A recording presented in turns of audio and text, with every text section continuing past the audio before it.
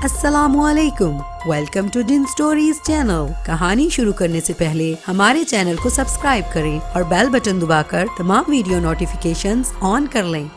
ایک نوجوان کی پرتجسس اور حیرت انگیز داستان حیات جس کو ایک روح کی مدد حاصل ہو گئی تھی۔ آئیں سنتے ہیں ناول تیاگی کی قسط نمبر 9۔ نہیں بھیا، باتیں نہیں بنا رہا، بھگوان کی سوگند تمہاری تقدیر پر مجھے بڑا رشک آتا ہے۔ کہاں تو تم ان ساری چیزوں سے کس قدر دور تھے، اور اب جب ہاتھ لگایا تو یاروں کے لیے کوئی گنجائش ہی نہیں چھوڑی۔ اوہ، تو کیا ٹریسا تجھے بھی پسند ہے؟ ارے نہیں، توبہ توبہ، بھلا یہ بھی کوئی بات ہوئی؟ جو شے بھیا جی کی پسند ہو وہ میری پسند کیسے ہو سکتی ہے؟ رمیش نے کان پکڑتے ہوئے کہا اور میں ہنسنے لگا۔ رمیش آئینے کے سامنے پہنچ گیا تھا، پھر وہ خود کو بنانے سنوارنے لگا۔ ظاہر ہے اسے خاص کوشش کرنی تھی۔ پھر آہستہ سے بولا، ویسے بھیا پروگرام کیا ہے؟ میرا مقصد ہے کمپنی پارک کے سامنے ٹریسا کو ساتھ لینے کا کیا پلان ہے؟ رمیش، اس سلسلے میں پلان کی کیا بات ہے؟ سیدھی سی بات ہے، ٹریسا خود بھی سوچ سمجھ کر آئے گی۔ جو بات میں نے ان لوگوں سے کہی ہے وہ ان تک تو پہنچ ہی جائے گی۔ اگر کوئی خطرہ ہوگا تو ظاہر ہے ٹریسا ہمیں پہلے سے آگاہ کرنے کی کوشش کرے گی، چنانچہ اطمینان سے اس کا انتظار کرنا ہے۔ ہاں، 9:30 بجے تم یہاں سے نکل جانا، ٹیکسی لینا اور کمپنی پارک کے سامنے پہنچ جانا۔ وہاں سے ٹریسا کو ساتھ لے لینا۔ ٹریسا اگر ذہین ہے تو یہاں آنے کی کوشش نہیں کرے گی، کم از کم براہ راست، کیونکہ اس سے وہ لوگ شبے میں پڑ سکتے ہیں۔ ہاں، یہ بھی ٹھیک ہے بھیا، یہ کام میں کر لوں گا۔ ٹھیک 9:30 بجے میں ٹیکسی لے کر کمپنی پارک کے سامنے سے گزروں گا، پھر 10 بجے میں کمپنی پارک کے سامنے ہوں گا اور ٹریسا کو ٹیکسی میں بٹھا کر لے آؤں گا۔ لیکن اس کے باوجود رمیش، تمہیں پوری طرح ہوشیار رہنا ہے۔ کوئی بھی شخص تمہارا تعاقب کرتے ہوئے یہاں تک نہیں پہنچنا چاہیے۔ ارے بھیا، تم ایسی باتوں کی چونچا نہ کرو، رمیش اتنا بھی بے وقوف نہیں ہے۔ رمیش بالکل بے وقوف نہیں ہے، یہ بات میں اچھی طرح جانتا ہوں، میں نے مسکراتے ہوئے کہا، اور رمیش ہنستا ہوا باہر نکل گیا۔ دروازے پر رک کر وہ کہنے لگا، بھیا مجھے 2 کام کرنے ہیں، تمہارے لیے بھی لانی ہے اور اپنے لیے بھی۔ میں نے اسے گھور کر دیکھا اور وہ جلدی سے باہر نکل گیا۔ تب میں ایک آرام دہ کرسی میں دراز ہو کر ان واقعات کے بارے میں سوچنے لگا۔ خیالات کے تانے بانے میرے ذہن میں الجھ رہے تھے۔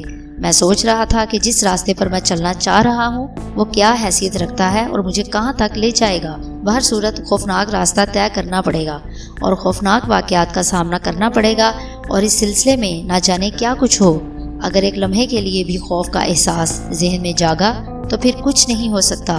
جو کچھ بھی کرنا ہے انتہائی نڈر رہ کر کرنا ہوگا۔ حالانکہ خوف کا میرے پاس سے گزر تک نہ تھا، بس میرے ذہن میں صرف ایک ہی مسئلہ تھا، میری ماں جسے نہایت بے دردی سے قتل کر دیا گیا، اور میری محبت جو فی الحال ایک روح کی شکل میں تھی۔ اگر روپا مجھے اجازت نہ دیتی تو میں کبھی عورت کی دنیا میں جانا پسند نہ کرتا، لیکن بہر صورت اس نے مجھے خود اس بات کی اجازت دی تھی، اس لیے ضرورت کے تحت اس گندگی میں ملوث ہو گیا۔ لیکن روپا میرے دل کی گہرائیوں میں اتری ہوئی تھی اور میں اسے بے پناہ چاہتا تھا۔ 9 بجے تک میں اسی طرح آرام دہ کرسی پر لیٹا رہا، خیالات میں ڈوبا رہا۔ تقریباً 9:15 بجے ٹیلی فون کی گھنٹی بجی اور میں چونک پڑا۔ میں جلدی سے اپنی جگہ سے اٹھا اور ریسیور اٹھا لیا۔ میرے خیال کے مطابق ٹریسا ہی کا فون تھا۔ رنجیت پرکاش، اس کی آواز سرگوشی میں ابھری۔ ہاں ٹریسا، میں بول رہا ہوں۔ رنجیت، تم نے ٹیلی فون پر گفتگو کی تھی نا؟ ہاں۔ کیا رد عمل ہوا اس کا؟ بالکل ٹھیک، بظاہر وہ لوگ میری شمولیت پر راضی نظر آ رہے تھے۔ میں نے کہا، تمہارا اندازہ درست ہے رنجیت، بظاہر وہ لوگ تمہارے سلسلے میں مخلص نظر آتے ہیں۔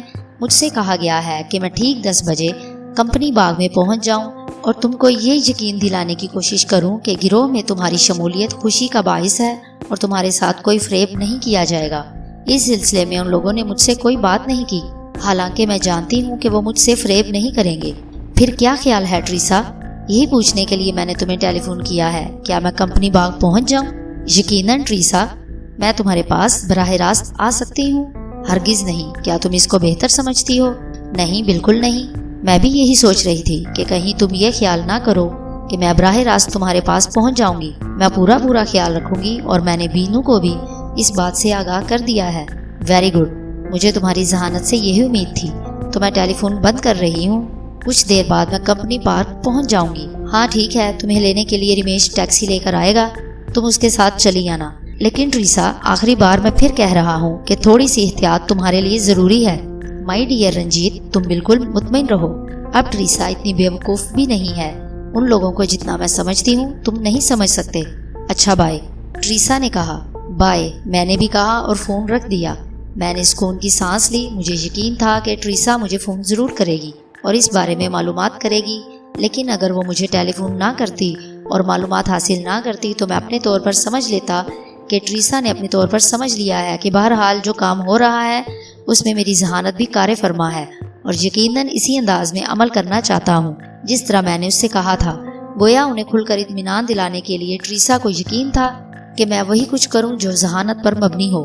9:35 ہوئے تھے جب رمیش واپس آیا۔ بڑا ہی خوش نظر آ رہا تھا۔ اس نے آتے ہی میری طرف ہاتھ بڑھایا۔ کیا بات ہے؟ مبارکباد ہو پتا جی، کام کر دکھایا۔ کیا ہوا؟ میں نے بھاری آواز میں پوچھا۔ بس میں آج رات تمہارے سر پر مسلط نہیں رہوں گا۔ تو انتظام ہو گیا ہے؟ ہاں پتا جی، بہت اچھا انتظام ہوا ہے۔ پتا ہے کیا ہوا؟ کیا ہوا ہے؟ چل یار بتا بھی دے، دیر تو نہیں ہو رہی؟ بھائی دیر کی کیا بات ہے؟ اگر تمہیں نیچے پہنچتے ہی ٹیکسی مل گئی تو تم 10-12 منٹ میں کمپنی پارک پہنچ جاؤ گے۔ ہاں یہ تو ہے۔ تو پھر بتا بھی چکو یار۔ ہوا یہ کہ پتا جی، میں ایک ڈائننگ ہال میں تھا کہ مجھے ایک لڑکی اور درمیانی عمر کی عورت نظر آئی۔ لڑکی کی عمر تقریباً 20 سال تھی اور اس کے ساتھ عورت جو تھی اس کی عمر تقریباً 35 سال۔ بہر صورت میں نے لڑکی کو لفٹ دینا شروع کی تو بڑی بھی مجھ میں دلچسپی لینے لگی۔ لڑکی بھی میری طرف متوجہ تھی اور لڑکی کی والدہ محترمہ بھی۔ چنانچہ والدہ محترمہ ذرا تیز نکلی۔ انہوں نے مجھ سے رقص کی فرمائش کر دی۔ میں نے مجبوراً ان کا ساتھ قبول کر لیا اور ان کے ساتھ 2 راؤنڈ ناچا، لیکن تیسرے راؤنڈ میں نے لڑکی کا ہاتھ پکڑ لیا۔ بڑی بی نے ازراہ مروت اسے اجازت دے دی اور لڑکی سڑی بھسی سی شکل بنائے میرے ساتھ آ گئی اور کہنے لگی، تمہارا انتخاب بڑا گھٹیا ہے۔ میں نے پوچھا کیوں؟ کہنے لگی وہ اس کی ممی ہے۔ میں نے کہا اس سے کیا فرق پڑتا ہے؟ واہ، فرق کیوں نہیں پڑتا؟ وہ چمک کر بولی، تمہیں مجھ میں اور ممی میں کوئی فرق نظر نہیں آتا؟ نظر آتا ہے، میں نے کہا، لیکن تمہارا کیا خیال ہے؟ کیا میں تمہاری ممی میں دلچسپی لے رہا ہوں؟ تو پھر تم ان کے ساتھ رقص کیوں کر رہے تھے؟ اور میرا دل چاہا پتا جی اپنا سر پیٹ ڈالوں۔ میں نے کہا، ارے بھائی اس لیے کہ تمہارے ساتھ رقص کر سکوں۔ وہ ٹھیک ہے، لیکن پتہ ہے ممی کا کیا خیال ہے؟ کیا خیال ہے ممی کا؟ میں نے پوچھا۔ بڑے فخر سے مجھ سے کہہ رہی تھی کہ دیکھو اس عمر میں بھی نوجوان لڑکے ان کی طرف کس طرح دوڑتے ہیں۔ رمیش نے کہا اور میں ہنس پڑا۔ تم ہنس رہے ہو پتا جی؟ سوچو میری کیا کیفیت ہوگی۔ میری اماں نے مجھے اپنا عاشق سمجھ لیا تھا۔ کیا فرق پڑتا ہے رمیش؟ بیکار باتیں مت کرو۔ جانتے ہو پھر میں نے کیا کیا؟ نہیں، لیکن جاننا چاہتا ہوں۔ بس تو پھر میں نے پہلے لڑکی کا سر پیٹنے کا سوچا، پھر سوچا ممکن ہے اگر اسے پسند نہ کرے، چنانچہ بعد میں فیصلہ ہوا کہ بڑی بی کا سر پیٹا جائے۔ میں نے لڑکی سے مل کر شرارت کرنے کی سوچی۔ بس طے یہ ہوا کہ رات کو ان خاتون کے پاس جاؤں گا، شراب کی شوقین ہے، شراب پلاؤں گا، اتنی پلاؤں گا کہ ڈاؤن ہو جائیں گی، پھر انہیں ایک طرف پھینک دیا جائے گا اور پھر یار سمجھتے ہو نا؟ رمیش مسخرے پن سے بولا۔ او، لڑکی اس کے لیے تیار ہے؟ بالکل۔ تو پھر کیا ہے، عیش کرو لیکن ذرا احتیاط کے ساتھ، کہیں بوڑھی کوئی چکر نہ کھڑا کر دے۔ ارے پتا جی اس کی پرواہ کسے ہے؟ رمیش نے جواب دیا اور میں نے ایک گہری سانس لی۔ میرا خیال ہے اب تم دفع ہو جاؤ رمیش، ٹریسا پہنچنے والی ہوگی، میں نے کہا، اور رمیش اپنی کہانی کا تسلسل خراب ہونے پر گڑبڑا گیا۔ جا رہا ہوں پتا جی، رمیش نے برا سا منہ بنا کر کہا اور پھر وہ کمرے سے باہر نکل گیا۔ مجھے ٹریسا کا شدت سے انتظار تھا۔ ٹھیک 10:20 ہوئے تھے اس وقت جب ٹریسا میرے کمرے میں داخل ہوئی۔ رمیش نے شاید اس کے ساتھ آنا پسند نہیں کیا۔ ٹریسا مسکراتی ہوئی میرے قریب پہنچ گئی اور پھر اس نے نہایت بے تکلفی سے میری گردن میں ہاتھ ڈال کر میرے ہونٹوں کا بوسہ لے لیا۔ بالآخر تم نے مجھے بلا ہی لیا، وہ مسکراتی ہوئی بولی۔ ہاں ٹریسا، اور میرے ذہن میں بہت سارے خیالات، بہت سارے سوالات ہیں، میں تم سے اس بارے میں پوچھنا چاہتا ہوں۔ ہاں ساری باتیں ہو جائیں گی، اب تو فرصت ہی فرصت ہے، فکر مند کیوں ہو؟ ٹریسا نے واپس پلٹ کر دروازہ بند کیا اور پھر میرے قریب آ کر بیٹھ گئی۔ کیا خیالات ہیں تمہارے ذہن میں؟ اس نے پوچھا۔ پہلی بات تو یہ بتاؤ ٹریسا کہ وہاں کے معاملات بالکل ٹھیک ٹھاک ہیں؟ بالکل ٹھیک، تم اس بات کی قطعی پرواہ نہ کرو، اگر ذرا سی بھی گڑبڑ ہوتی تو ظاہر ہے میں تمہیں اس چکر میں قطعی پھنسنے نہ دیتی۔ گویا وہ لوگ مخلص ہیں؟ ہاں، کم از کم اس حد تک کہ تمہیں گروہ میں شامل کر لیا جائے۔ Very good. ویسے میری سمجھ میں نہیں آتا وہ مجھ سے اس قدر متاثر کیوں ہیں؟ دراصل مسٹر بیرن خود بھی اس قسم کے آدمی ہیں۔ میرا خیال ہے انہوں نے تمہارے سلسلے میں نہایت پرجوش انداز میں بات چیت کی ہے۔ سیکا کو قتل کرنے والا کوئی معمولی آدمی نہیں ہو سکتا، اس لیے وہ تم سے متاثر ہیں۔ اچھا، میں نے پرخیال انداز میں کہا۔ میرے ذہن میں کئی سوالات تھے، لیکن یہ سوالات میں ٹریسا سے نہیں پوچھ سکتا تھا، یہ سوالات ذاتی نوعیت کے تھے اور میرا خیال تھا کہ ٹریسا کو اس بارے میں زیادہ معلومات نہیں ہوں گی، چنانچہ میں خاموشی اختیار کر گیا۔ پھر میں نے اس سے پوچھا، اب کیا پروگرام ہے ٹریسا؟ کچھ نہیں، صبح کو یہاں سے چلیں گے۔ مسٹر بیرن، میرا خیال ہے بالکل منفرد انداز میں تمہارا استقبال کریں گے اور تم سے کچھ شرائط بھی طے کریں گے۔ میرا خیال ہے تم ان کی ہر شرط مان لینا، باقی معاملات ہم خود دیکھ لیں گے، باقی باتیں کل پر چھوڑو، ٹریسا نے ناز بھرے انداز میں کہا۔ میں اس کا مقصد سمجھ گیا تھا۔ پھر میں نے کلائی پر بندھی گھڑی کی طرف دیکھا اور پھر ٹریسا کی طرف۔ تو اب کیا خیال ہے، ڈائننگ ہال میں چلو گی؟ کیوں، تم نے کھانا نہیں کھایا؟ میں نے تو کھایا ہے، لیکن تم نے؟ میں بھی کھا چکی ہوں۔ تو ٹھیک ہے، اگر تمہارا آرام کرنے کا خیال ہے تو آرام کرتے ہیں، میں نے کہا، اور ٹریسا کی نگاہوں سے خمار جھلکنے لگا۔ میں جانتا تھا کہ اس کی ذہنی کیفیت کیا ہے۔ اس نے ہاتھ بڑھا کر تیز روشنی گل کر دی اور پھر نائٹ بلب روشن کرنے کے بعد وہ میری طرف دیکھ کر مسکرائی۔ رنجیت، میرے پاس تو دوسرے کپڑے بھی نہیں ہیں۔ ضروری ہے؟ میں نے اس کی آنکھوں میں دیکھا۔ تم پسند نہیں کرتے تو کوئی بات نہیں۔ ٹریسا مسکرائی، پھر اس نے نہایت بے باکی سے اپنا لباس اتار کر ایک طرف اچھال دیا۔ اس کا مرمری بدن ہلکی سبز روشنی میں چھلکنے لگا اور میرے ذہن میں چنگاریاں سی بھر گئیں۔ پھر میرے حواس آہستہ آہستہ جواب دیتے گئے۔ اب میرے ذہن میں روپا بھی نہیں تھی، صرف ٹریسا کا مرمری بدن تھا جو اس سے پہلے میری نگاہوں کے سامنے آ چکا تھا، لیکن آج اس کی کیفیت دوسری تھی۔ میں خواب کی سی کیفیت میں اس کی جانب بڑھا اور اپنے بازوؤں میں بھینچ لیا۔ پھر اس کے ہونٹوں کا بوسہ لیتے ہوئے میں نے اسے بستر پر گرا دیا۔ دوسری صبح ٹریسا میرے ساتھ ناشتے کی میز پر تھی۔ رمیش بھی آ چکا تھا۔ رات کا خمار اس کی آنکھوں سے چھلک رہا تھا۔ اس کے ہونٹوں پر مسکراہٹ پھیلی ہوئی۔ اس نے یقینی طور پر بڑھیا کو بے وقوف بنایا تھا۔ باہر صورت اس وقت میں اس سے اس بارے میں کچھ نہیں پوچھ سکتا تھا، چنانچہ خاموشی سے بیٹھا رہا۔ پھر ٹریسا ہی نے کہا، اب کیا خیال ہے مسٹر رنجیت، کیا آپ لوگ تیار ہیں؟ یقیناً۔ تو پھر ٹھیک ہے، ہم یہاں سے چلتے ہیں۔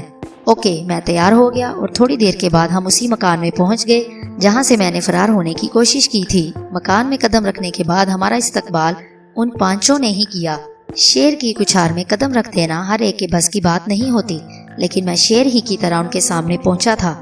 میرے انداز میں کوئی جھجک نہیں تھی اور میں نے محسوس کیا کہ میرے اس انداز سے ان لوگوں پر کافی اثر ہوا ہے۔ شاید ان کا خیال ہو کہ میں ڈرتا جھجکتا ان کے سامنے پہنچوں گا، لیکن میں شیوا کی مانند سینہ تانے ان کے سامنے جا پہنچا۔ میں نے دیکھا کہ ان سب کے چہروں پر عجیب و غریب تاثرات تھے اور ان سب نے معنی خیز نگاہوں سے ایک دوسرے کو دیکھا۔ پھر وہ شخص آگے بڑھ آیا جس کا نام بیرن تھا اور اس نے مسکراتے ہوئے کہا، بہت ہی دلچسپ بات ہے مسٹر رنجیت پرکاش، کل آپ ہمارے درمیان قیدی کی حیثیت سے موجود تھے، لیکن آج ہم آپ کا ایک مہمان کی حیثیت سے استقبال کر رہے ہیں۔ اس نے میری طرف ہاتھ بڑھاتے ہوئے کہا، ہاں مسٹر بیرن، انسان اپنی حیثیت خود بناتا ہے۔ میں نے گردن ٹیڑھی کر کے جواب دیا، اس میں کوئی شک نہیں مسٹر رنجیت پرکاش، میں اس بات کو تسلیم کرتا ہوں کہ بعض اوقات باصلاحیت انسان اپنی حیثیت اس طرح تبدیل کر لیتے ہیں جس طرح آج آپ نے کی۔ اس نے جواب دیا۔ وہ کافی حد تک ہمبل نظر آ رہا تھا۔ اس نے کئی بار اپنے ساتھیوں کی جانب دیکھا، لیکن اس وقت کس کی مجال تھی کہ میری بات کی مخالفت کرتا۔ بہرطور وہ سب تعاون کرنے کے لیے تیار تھے۔ تھوڑے فاصلے پر میں نے بینو کو بھی دیکھا جس کے ماتھے پر پٹی بندھی ہوئی تھی۔ وہ عجیب سے انداز میں مجھے دیکھ رہا تھا۔ بیرن ہم دونوں کو دیکھ رہا تھا۔ ویسے میں نے محسوس کیا کہ اس کی نگاہوں میں عقیدت اور محبت تھی۔ یہ شخص واقعی بڑا نفیس تھا۔ میں اسے دل سے پسند کرنے لگا، لیکن فی الوقت پسندیدگی کا اظہار کا موقع نہیں تھا۔ میں بینو کو بھی کسی تکلیف میں مبتلا کرنا نہیں چاہتا تھا۔ آئیے مسٹر رنجیت پرکاش اور مسٹر رمیش، دوستانہ ماحول میں اندر ہال میں بیٹھ کر گفتگو ہوگی۔ بیرن نے پیشکش کی اور ہم دونوں تیار ہو گئے۔ ٹریسا بھی ہمارے ساتھ ہی تھی۔ ہم لوگ ہال میں اندر داخل ہو گئے۔ پہلے بھی میں اس عمارت کو دیکھ چکا تھا، لیکن تفصیل سے دیکھنے کا موقع پہلی بار ملا۔ میں نے بغور اس عمارت کا جائزہ لیا۔ خاصی خوبصورت عمارت تھی، بے پناہ کشادہ، لیکن بہر صورت ان کی اپنی عمارت نہیں تھی، یا ممکن ہے ورلڈ پیس سے اس کا تعلق ہو، لیکن بہرحال مجھے اس عمارت کا کیا کرنا تھا؟ مجھے اس میں کوئی دلچسپی نہ تھی۔ چنانچہ اس بڑے ہال میں پہنچ کر ہم کرسیوں پر بیٹھ گئے اور سامنے ہی باقی لوگ بھی۔ بیرن نے ٹریسا کو اپنے ساتھ ہی بٹھا لیا، البتہ بینو شاید جان بوجھ کر پیچھے ہی رہ گیا۔ میرے ذہن میں اس کے پیچھے رہنے کا مقصد آ رہا تھا۔ شاید وہ بیچارہ اب بھی ہم لوگوں کی حفاظت کرنا چاہتا تھا۔ بہر صورت جب اوکھلی میں سروے دیا تھا تو پھر موصل کا کیا ڈر؟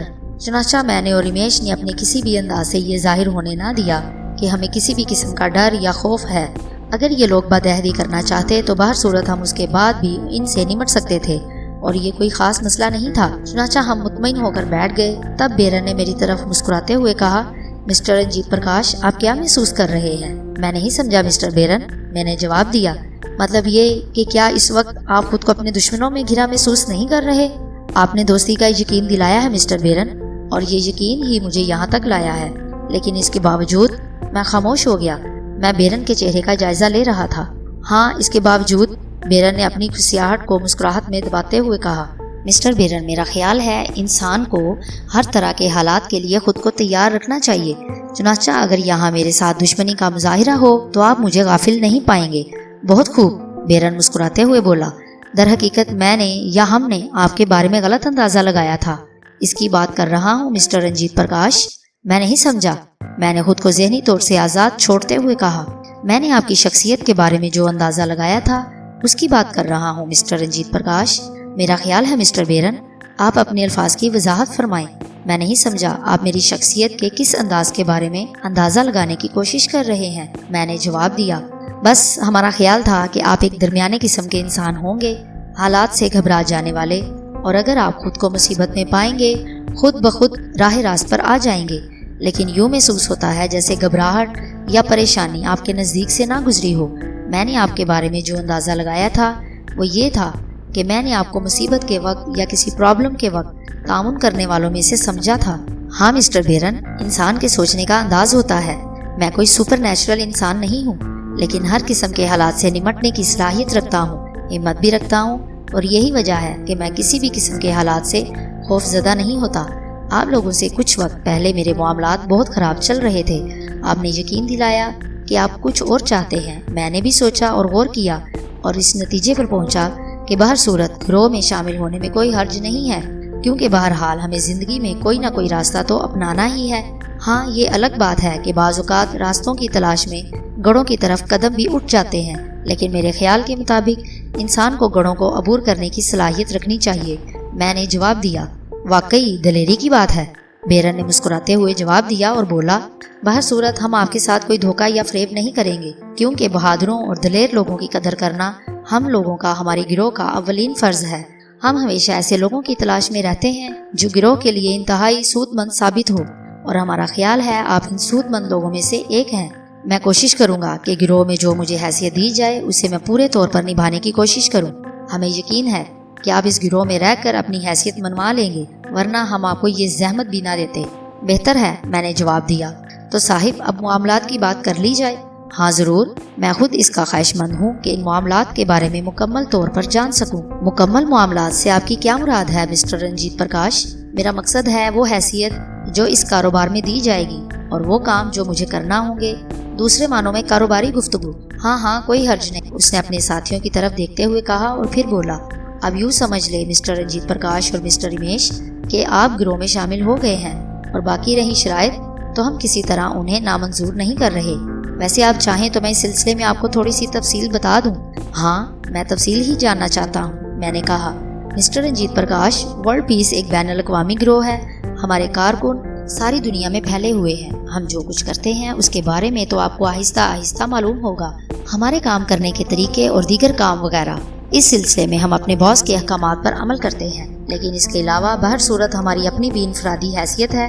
گروہ میں ہمیں عہدے ملتے ہیں اور ہم ان عہدوں کے تحت کام کرتے ہیں، لیکن اس کے باوجود ہمیں اپنی صلاحیت آزمانے کا پورا موقع دیا جاتا ہے۔ ہمیں اس بات کی اجازت ہے کہ ہم اپنے سیکشن کو مضبوط سے مضبوط بنائیں۔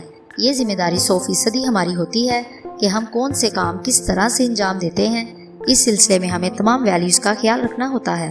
ویلیوز سے مراد گروہ کے مفادات ہیں۔ ہمیں اس بات کا پورا خیال رکھنا ہوتا ہے کہ ہم جو کام کریں اس میں گروہ کے مفادات کا مکمل طور سے پورا خیال رکھیں، اور باقی کام خود کرنا ہوتا ہے۔ ہم سب صرف ایک شخص کی ہدایات پر عمل کرتے ہیں، یا پھر وہ شخص جسے ہمارا باس قرار دیا گیا ہو۔ اگر گروہ کا ہر فرد باقاعدہ ہدایت جاری کرے تو یہ ممکن نہیں ہے۔ ہمارا گروہ جس انداز میں پھیلا ہوا ہے اس کے بارے میں آپ کو بتا ہی چکا ہوں۔ ہر سیکشن کا سربراہ اپنے طور سے کام کرتا ہے۔ ہاں، اسے اس بات کی اجازت دی گئی ہوتی ہے کہ وہ معاملات کو اپنے طور پر انجام دے۔ اسے یہ حق بھی حاصل ہوتا ہے کہ وہ اپنے ساتھ اگر کچھ ایسے لوگوں کو شامل کرنا چاہے جو گروہ کے سلسلے میں مفید ثابت ہوں تو ہر قسم کے معاملات کو وہ اپنے طور سے طے کر سکتا ہے۔ اس سلسلے میں واضح مثال آپ کی ہے۔ ہاں میں سمجھ رہا ہوں، میں نے گردن ہلائی۔ دیکھیے نا، حالانکہ ہمیں ہدایت نہیں تھی کہ آپ کو قتل کر دیا جائے، یہ ہدایت براہ راست ہیڈ کوارٹر سے ملی تھی، لیکن آپ کی شخصیت نے ہم سب کو بہت متاثر کیا۔ مثلاً سیکا کا قتل۔ سیکا ایک ایسا انسان تھا جو ہر سچویشن کے لیے تیار رہتا تھا۔ اگر میں اسے چھوڑ دیتا تو آپ یقین کریں اس سلسلے میں بہت سے امیدوار پیدا ہو جاتے، لیکن وہ ہمارے ساتھ شامل تھا۔ ہم اسے اپنے ساتھ رکھنا بھی پسند کرتے تھے، لیکن آپ نے اسے قتل کر دیا، اور اس قدر آسانی سے قتل کیا۔ اس سے یہ بات ظاہر ہے کہ آپ اس سے کہیں زیادہ باصلاحیت اور طاقتور انسان ہیں۔ آپ سے اختلاف ہم نے اس وقت ختم کر دیا کیونکہ یہ گروہ کے اصولوں کے خلاف بات ہے۔ ہم نے سوچا کہ اگر آپ ایسے انسان ہیں جس سے گروہ فائدہ اٹھا سکتا ہے تو پھر آپ کو قتل کرنے کی کیا ضرورت ہے؟ کیوں نہ آپ کی صلاحیتوں سے فائدہ اٹھایا جائے؟ اس کا مقصد ہے کہ مجھے قتل بھی کیا جا سکتا تھا؟ میں نے ٹھنڈی سی سانس لیتے ہوئے پوچھا۔ ہاں، میں نے کہا نا کہ یہ گروہ کا اپنا مسئلہ ہے۔ ہمیں ہیڈ کوارٹر سے اطلاع موصول ہوئی تھی، چنانچہ ہم نے اس پر عمل کرنے کی کوشش کی لیکن ناکام۔ یعنی آپ کو گروہ میں شامل کرنے کی خواہش یہ ہماری اپنی ذاتی خواہش ہے، اور مجھے یقین ہے کہ ہمارے گروہ کو اس پر کوئی اعتراض بھی نہیں ہوگا، اور ہمیں بھی ضرورت نہیں کہ گروہ کو اس سلسلے میں اطلاع فراہم کریں۔ ٹھیک ہے، ہماری پسند کا آدمی ہے، اسے ہم رکھ رہے ہیں۔ اس سلسلے میں گروہ کو نہ تو کوئی اعتراض ہوگا اور نہ ہی ہونا چاہیے۔ اس سے قبل کئی بار ایسے واقعات ہو چکے ہیں، بیرن نے بتایا، اور میں نے گہری سانس لی۔ چند ساتھ خاموش کچھ سوچتا رہا، پھر بولا، ٹھیک ہے مسٹر بیرن، اگر آپ اپنے طور پر مطمئن ہیں تو مجھے کسی سلسلے میں کوئی آر نہیں۔ میں باہر صورت ہر حال میں آپ سے تعاون کرنے کے لیے تیار ہوں۔ اس کی وجہ صرف یہ ہے کہ میں بھی اپنے پیروں پر کھڑا ہونا چاہتا ہوں۔ وہاں اب ذرا معاوضے وغیرہ کی بات کر لیں تو بہتر ہے، میں نے خالصتاً کاروباری انداز میں کہا۔ مسٹر رنجیت پرکاش، معاوضے کا ہمارے ہاں کوئی مسئلہ نہیں ہوتا۔ آپ جو کچھ بھی معاوضے کے لیے طے کریں یہ سوچ لیں کہ ہم نے اسے منظور کر لیا۔ یہ تو کچھ عجیب سی بات ہے، میں نے کہا۔ کیوں؟ عجیب کیوں؟ کیا محنت اور ذہنی صلاحیتوں کا کوئی معاوضہ ہو سکتا ہے؟ درست ہے مسٹر بیرن، لیکن پھر بھی دیکھیں مسٹر رنجیت، برائے مہربانی اس سلسلے میں گفتگو نہ کریں۔ آپ ہمیں اپنی ضرورتوں کو، میرا مطلب ہے کہ ضرورتوں میں آپ جو کچھ بھی شامل کریں اس سلسلے میں ہمیں بتا دیں۔ ہم آپ کی ان ضرورتوں کا مکمل طور پر خیال رکھیں گے، اور اس سلسلے میں آپ کو جس کسی چیز کی ضرورت ہوگی ہم اسے مہیا کریں گے۔ یہاں معاوضے کا کوئی مسئلہ نہیں، بلکہ ایک اور مسئلہ ہے، بیرن نے مجھے دیکھتے ہوئے کہا۔ اور مسئلہ؟ کیا مطلب؟ وہ کیا؟ میں نے پوچھا۔ دراصل مسٹر رنجیت، ہماری خواہش ہے جب آپ ہمارے دوستوں میں شامل ہوں تو ذہن سے ساری قدورتیں، سارے اختلافات نکال دیں۔ آپ پورے طور سے گروہ سے مخلص رہیں گے۔ ہماری اور آپ کی زندگی کی بقا اسی میں ہے کہ ہم گروہ کے لیے بے پناہ محنت اور بہت زیادہ کوشش کریں۔ اس سلسلے میں ہمیں گروہ کے ہر فرد کا خیال رکھنا ہوتا ہے۔ ہم اس بات کی کوشش کریں گے کہ ہمارا گروہ وسیع سے وسیع تر ہو۔ حالانکہ گروہ ہر طرح سے اپنے کام میں مکمل ہے، لیکن اس کے باوجود اس کے مکمل ہونے میں ہم سب کی کاوشیں شامل ہیں۔ اگر ہم کہیں بھی خود کو ہلکا چھوڑیں گے یا ہمارے ذہن میں کوئی ایسا خیال آئے گا جو گروہ کے مفاد کے خلاف ہوگا تو اس سے براہ راست گروہ کے اعتماد کو ٹھیس پہنچے گی۔ اس گفتگو سے میری مراد کسی خاص اشارے کی نہیں ہے، بس میں آپ کو یہ بتانا چاہتا ہوں کہ اب جب کہ آپ خلوص دل سے اپنا چکے ہیں تو اس کے سارے مفادات آپ کو اپنانے ہوں گے۔ ٹھیک ہے مسٹر بیرن، اس بات کو میں اچھی طرح سمجھتا ہوں، میں نے جواب دیا۔ یقیناً سمجھتے ہوں گے، لیکن ان باتوں سے آپ کو مطلع کرنا بھی میرا فرض تھا، بیرن نے مسکراتے ہوئے جواب دیا۔ ہم دونوں خاموش ہو گئے۔ تب بیرن نے رمیش کی طرف دیکھ کر کہا، مسٹر رمیش، آپ بھی یوں سمجھ لیں کہ گروہ میں آپ اپنے طور سے مکمل حیثیت رکھتے ہیں۔ آپ یہ نہ تصور کریں کہ مسٹر رنجیت سے جو کچھ کہا گیا ہے وہ صرف ان کی ذات تک ہے۔ براہ کرم آپ بھی ان تمام باتوں کا خیال رکھیں۔ کیا آپ کو اس پر کوئی اعتراض ہے؟ بیرن نے مسکراتے ہوئے پوچھا۔ ہرگز نہیں مسٹر بیرن، رمیش نے جواب دیا، اور پھر تقریباً تمام معاملات طے ہو جانے کے بعد بیرن نے کہا، اب آپ گروہ کے ممبر کی حیثیت سے یہاں قیام کریں۔ آپ سے فارم بھروائے جائیں گے جس سے آپ کی رکنیت مکمل ہو جائے گی۔ ہاں، اس دوران آپ کے کچھ ایسے معاملات تو نہیں ہیں جنہیں آپ انجام دینا چاہتے ہوں۔ میری مراد یہ ہے مسٹر رنجیت کہ ہم نے خلوص دل سے آپ کو اپنا لیا ہے، چنانچہ اب آپ کے مسائل ہمارے اپنے مسائل ہیں۔ اگر کہیں آپ کا کوئی مسئلہ اٹکا ہو جس کے لیے آپ کو گروہ کی مدد درکار ہو تو بہر صورت یہ ہمارا فرض ہے کہ ہم آپ کی مدد کریں۔ دوسری صورت یہ کہ مقامی لوگوں سے، میرا مقصد یہ ہے کیونکہ یہ آپ کا اپنا وطن ہے اس لیے آپ کے مسائل کی نوعیت کچھ اور ہی ہوگی۔ تو اس سلسلے میں کیا آپ کو کوئی ایسا کام نہیں ہے جس سے ہم بر وقت، یعنی جس وقت ہم چاہیں، آپ روانگی کے لیے تیار نہ ہو سکیں؟ ایسی کوئی بات نہیں ہے مسٹر بیرن، بس ایک بار میں اپنے فادر سے ملنا چاہتا ہوں، میں نے جواب دیا۔ اس میں کیا حرج ہے، آپ مل لیں، اس کے لیے مجھے کچھ مہلت درکار ہوگی۔ مہلت کس لیے؟ بیرن نے پوچھا۔ میرا مقصد ہے کہ وہ یہاں موجود نہیں ہیں۔ آپ مسٹر پرکاش کمار ورما کی بات کر رہے ہیں؟ بیرن نے پوچھا۔ ہاں، میں نے جواب دیا۔ تو سنیے مسٹر رنجیت پرکاش، ایک اطلاع میں آپ کو دینا چاہتا ہوں، وہ یہ کہ آپ کے والد مسٹر پرکاش کمار ورما یہاں موجود ہیں۔ یہاں؟ میں اچھل پڑا۔ ہاں، وہ یہاں موجود ہیں۔ لیکن یہ بات آپ کو کس طرح سے معلوم؟ اب آپ جب گروہ کے ممبر بن چکے ہیں تو یہ بات آپ سے کہنے میں کوئی عار نہیں کہ آپ کے لیے جو کچھ کیا گیا ہے وہ مسٹر پرکاش کمار ورما کی درخواست پر ہی کیا گیا ہے۔ یعنی مقصد یہ کہ ہم نے آپ کو گرفتار کیا تھا، آپ کو کچھ سزائیں بھی دینی تھی، لیکن ہمیں دوسرے سارے کاموں میں گروہ کا مفاد عزیز ہے۔ بلا شبہ یہ احکامات تھے کہ آپ کو نقصان نہ پہنچایا جائے، لیکن ہمارے گروہ کا ایک اصول یہ بھی ہے کہ ہم ہر کام کو گروہ کے مفادات پر فوقیت دیتے ہیں۔ آپ نے جس انداز میں ہمارے ممبر کو شکست دی اور جس طرح آپ یہاں سے نکل گئے، اس بات سے آپ کی ذہانیت کا پتہ چلتا تھا۔ چنانچہ میں نے اپنے طور پر اور اپنے ایک ممبر کارکن کے کہنے سے، میری مراد مس ٹریسا سے ہے، یہ فیصلہ کر لیا کہ میں اب آپ کو کسی قسم کا کوئی نقصان نہ پہنچاؤں۔ لیکن میرا خیال ہے مسٹر پرکاش کمار ورما اس بارے میں اوپر اطلاع ضرور پہنچائیں گے۔ چنانچہ آپ اپنے والد سے مل سکتے ہیں، ہمیں اس پر کوئی اعتراض نہیں ہے، لیکن اس سے مل کر آپ جو گفتگو کریں گے اس میں اس بات کا شائبہ بھی نہ ہوگا کہ آپ کے ساتھ گروہ نے کوئی رعایت برتی ہے۔ بیرن نے مجھے فیصلے پر ہر بات بتاتے ہوئے کہا۔ ظاہر ہے مسٹر بیرن، میں ان سے تو نہیں کہوں گا کہ میں اس گروہ میں شامل ہو گیا ہوں، میں نے کہا۔ ہاں، یہ بات تو آپ نہیں کہیں گے، لیکن بہرصورت گروہ سے یہ پوچھا جا سکتا ہے کہ یہ کام جو سپرد کیا گیا تھا پورا کیوں نہیں ہوا۔ اس لیے آپ اپنے ڈیڈی سے ملنے کے بعد یہی ظاہر کرنے کی کوشش کریں گے کہ گروہ کی طرف سے آپ پر حملے ہوتے رہے ہیں، لیکن آپ اپنی ذہانت سے لڑ کر ابھی تک بچتے آ رہے ہیں۔ باقی اگر ملنے کا کوئی اور مقصد ہے تو آپ پورا کر لیں، لیکن اس سلسلے میں آپ کو یہی سب کچھ کہنا ہوگا۔ ٹھیک ہے، مجھے اس بات سے کوئی اختلاف نہیں، لیکن کیا میرے والد صاحب یہاں رک کر میری موت کی خبر کا انتظار کر رہے تھے؟ میں نے پوچھا۔ دیکھیے، یہ بات آپ کو نہیں بتائی جا سکتی، کیونکہ کچھ معاملات ایسے ہوتے ہیں جنہیں ہم اپنی ذات سے بھی پوشیدہ رکھنے کی کوشش کرتے ہیں۔ کچھ باتیں اگر ہمارے کانوں میں پڑ بھی جائیں تو ہم انہیں وہیں بھول جاتے ہیں، اور اس طرح بھول جاتے ہیں کہ ہمیں خود بھی یاد نہیں رہتی۔ چنانچہ آپ اس بات کو رہنے دیں۔ البتہ اپنے والد کے پاس جانے کے بعد آپ کو خود ہی اندازہ ہو جائے گا کہ ان کی کیا خواہش ہے، ان کی کیا سوچ تھی۔ باقی رہا ان کی نیت کا سوال، تو میرا خیال ہے مسٹر رنجیت پرکاش کہ کوئی بھی شخص ایسی موت مرنا پسند نہیں کرتا جو اسے کسی بھی طور پر ہلکا ثابت کرے۔ آپ کے والد اگر آپ کی موت کے خواہاں ہیں تو میرا خیال ہے آپ کو ان سے بچنا چاہیے۔ آپ ان کے حکم پر جان دینے کے لیے تیار نہیں ہو سکتے۔ چنانچہ اس بات پر مجھے یقین ہے کہ اگر وہاں آپ کو کوئی خطرہ پیش آئے تو آپ خود ہی اس خطرے سے اچھی طرح نمٹ سکتے ہیں، بیرن نے کہا۔ وہ ٹھیک ہے مسٹر بیرن، لیکن میرا مقصد یہ نہیں تھا۔ مسٹر بیرن، اب میں گروہ کے معاملات قبول کر چکا ہوں، اور اس سلسلے میں آپ کو یقین دلاتا ہوں کہ بہر صورت جو کچھ آپ چاہتے ہیں اس میں مخلص رہوں گا، اور گروہ کے کسی مفادات پر کوئی ایسی آنچ نہ آئے گی جس سے آپ کو کوئی مسئلے کا سامنا کرنا پڑے۔ چنانچہ کیا ہمارے درمیان مکمل اعتماد کی فضا پیدا ہو سکتی ہے؟ میں سمجھا نہیں مسٹر رنجیت پرکاش، بیرن نے کہا۔ میرا مسئلہ یہ ہے کہ میرے اوپر نگرانی قائم نہ کی جائے۔ میں گروہ سے مخالفت نہیں کروں گا، خلوص دل سے گروہ میں شامل ہوا ہوں اور خلوص دل سے ہی کام کروں گا، لیکن بالکل ذاتی معاملات جو میرے ہوں میری ذات پر چھوڑ دیے جائیں۔ اس سلسلے میں میں جہاں بھی کوئی بھی کام جس جگہ کرنا چاہوں مجھے اس کی اجازت دی جائے۔ ہاں، یہ آپ کی بات نہیں ہے، بلکہ گروہ کے ہر فرد کو اس بات کی اجازت ہے۔ ظاہر ہے اپنے معاملات آپ خود بہتر طور پر سمجھ سکتے ہیں، لیکن صرف گروہ کے معاملات میں آپ کو مکمل ذاتی اجازت نہیں دی جا سکتی۔ کیا میرا اس عمارت میں رہنا ضروری ہے؟ ہرگز نہیں۔ اگر آپ اس درمیان میں کہیں اور رہنا چاہیں تو کہیں بھی رہ سکتے ہیں۔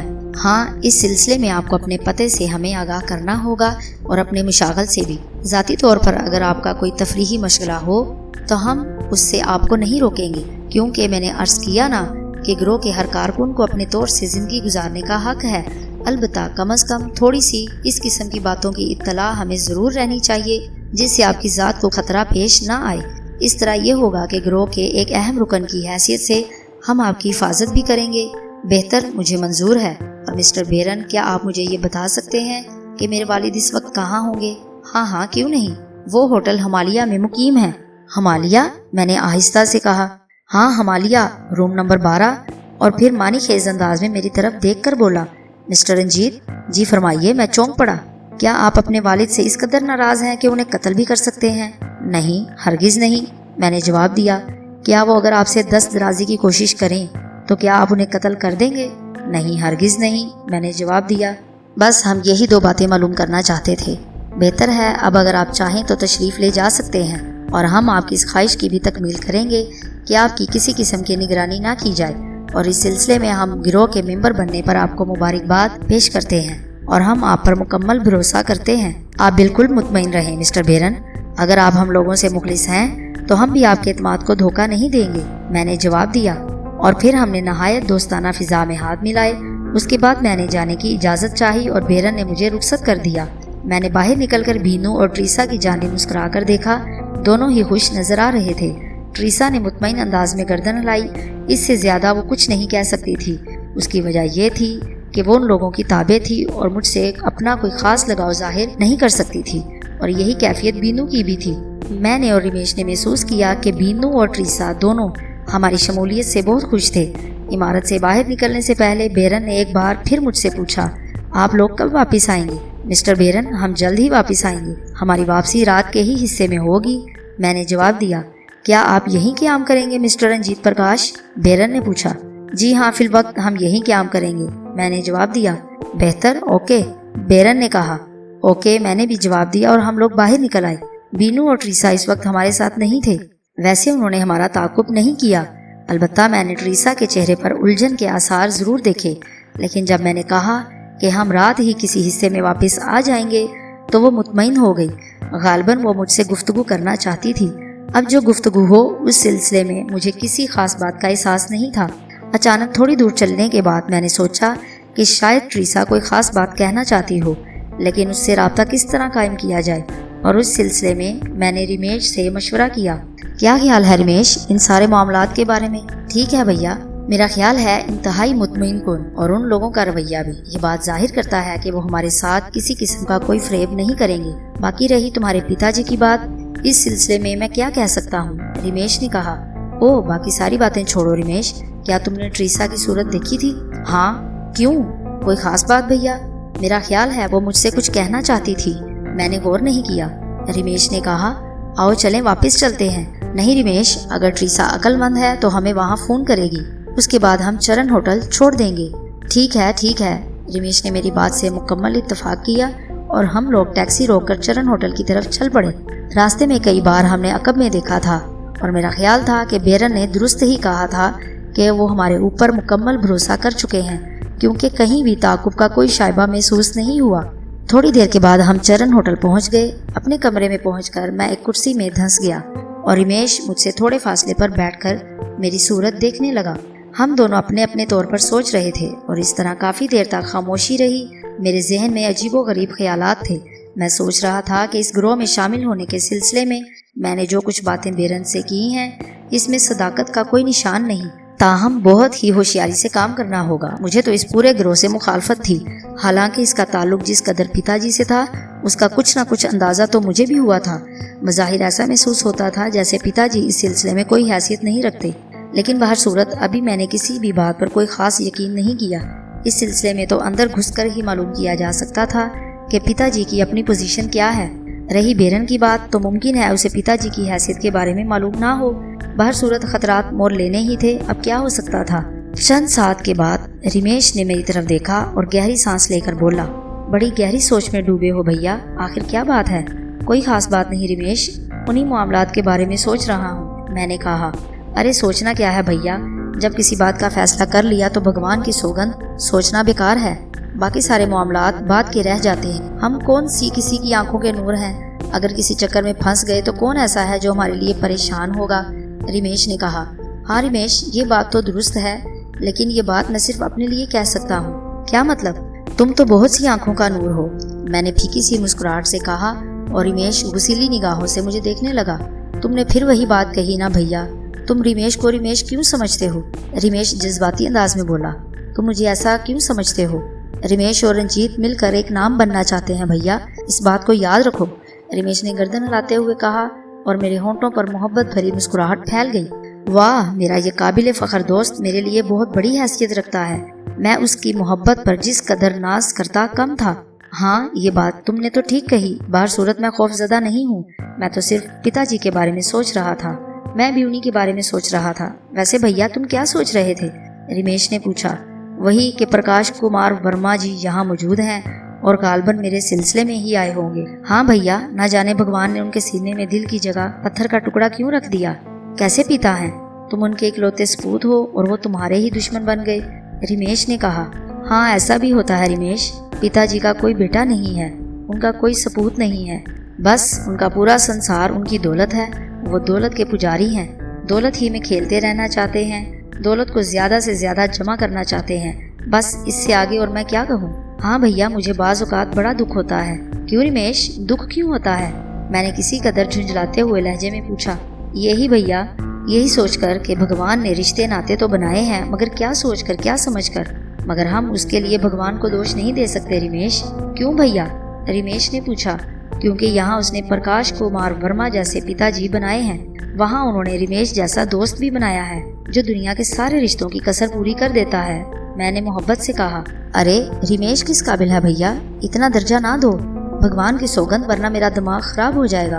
अच्छा, फजूल बात मत करो, बस खामोश हो जाओ। मैं तुम्हें जो कुछ समझता हूँ उसे मेरा मन जानता है और मन की बात बाहर लाना भी नहीं चाहता। रिमेश मुस्कुराने लगा। हम लोग काफ़ी देर तक बैठे रहे।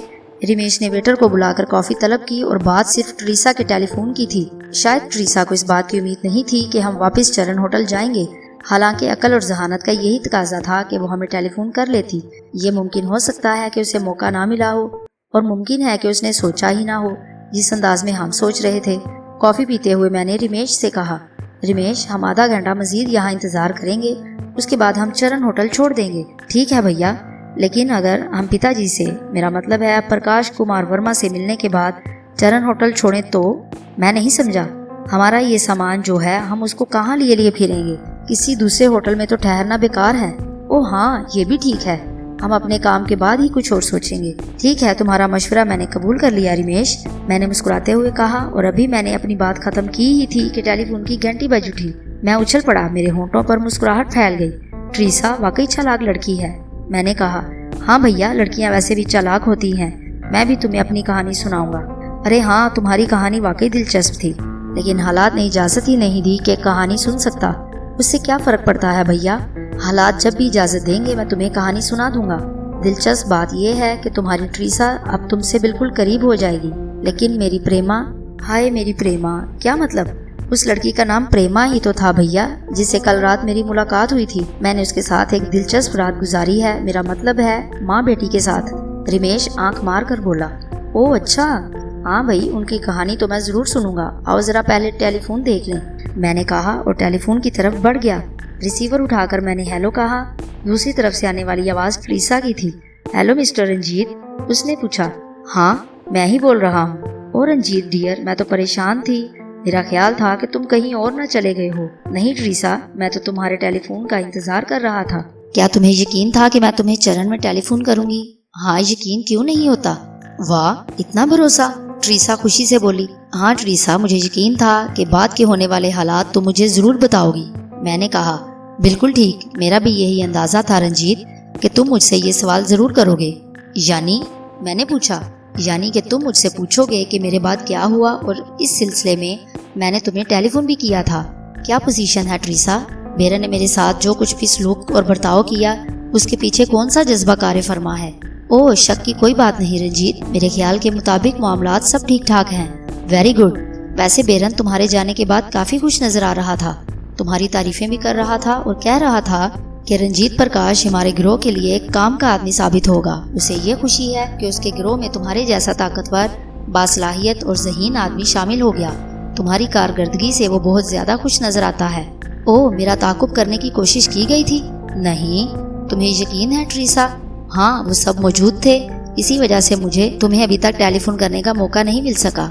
मैं सोच रही थी कि कहीं तुम परेशान होकर चरण से ना निकल जाओ। नहीं, मुझे शिद्दत से तुम्हारे टेलीफोन का इंतजार था और इसी वजह से मैं अब तक चरण में बैठा हूँ। ओह, बहरहाल अब क्या प्रोग्राम है तुम्हारा?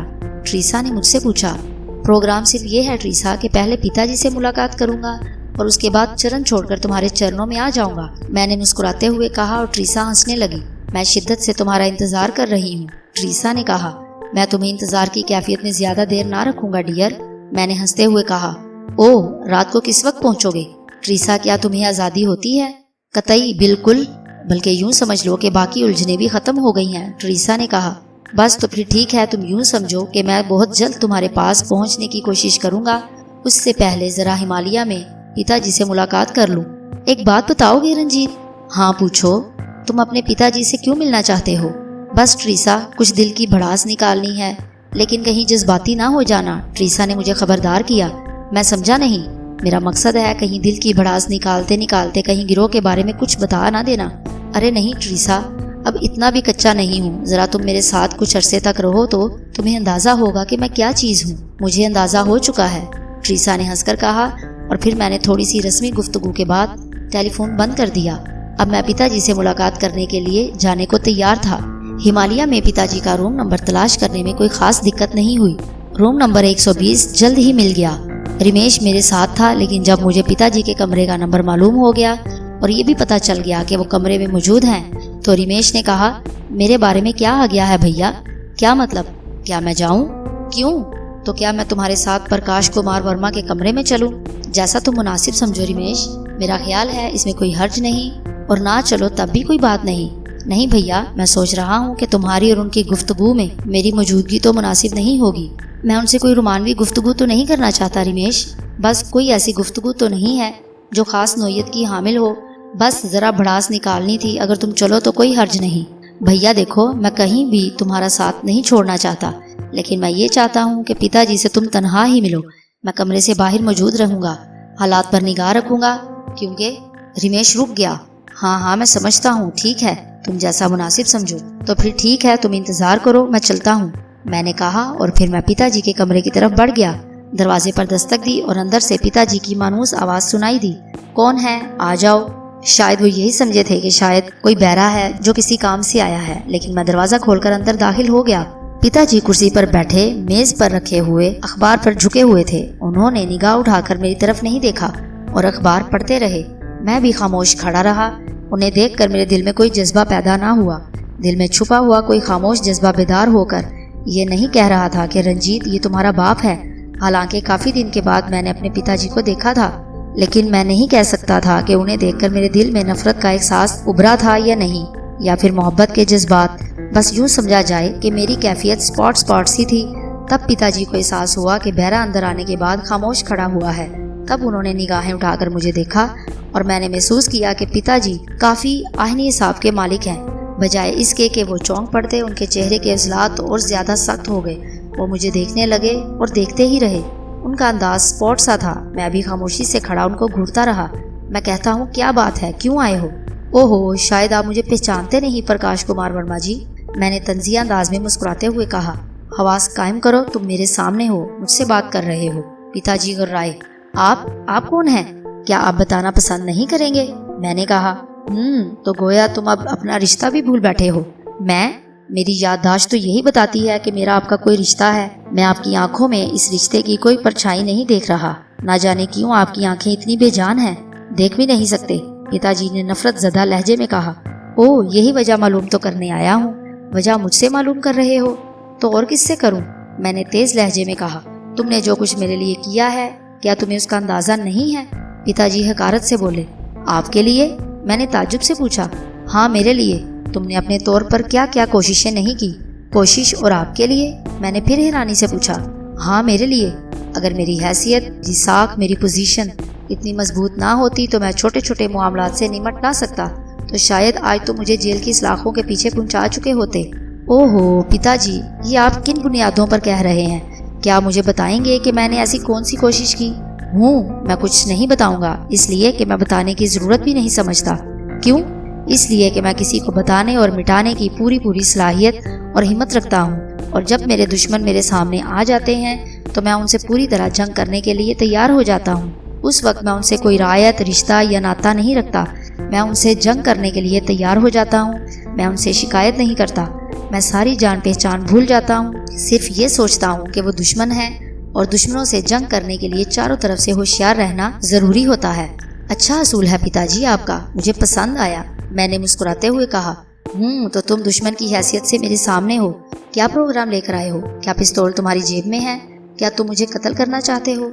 नहीं पिताजी, ये ठीक है कि मैं पूरे संसार में सबसे ज़्यादा नफरत आपसे करता हूँ, लेकिन एक हिंदुस्तानी नौजवान होने की हैसियत से میرے ساتھ ایک بدنما رشتہ منسلک ہے، وہ یہ کہ میں تمہارا بیٹا ہوں۔ اگر میں تمہارا بیٹا نہ ہوتا پتا جی تو تمہیں بتاتا کہ دشمنی کیسی ہوتی ہے، جنگ کیسے کی جاتی ہے۔ اوہ، تو ابھی تک تمہیں یہ رشتہ یاد ہے؟ میں نے کہا نا پتا جی، مجھے یاد ہے، لیکن آپ بھول چکے ہیں۔ ہاں، شاید میں رشتہ بھول چکا ہوں۔ کیا ہمیشہ کے لیے؟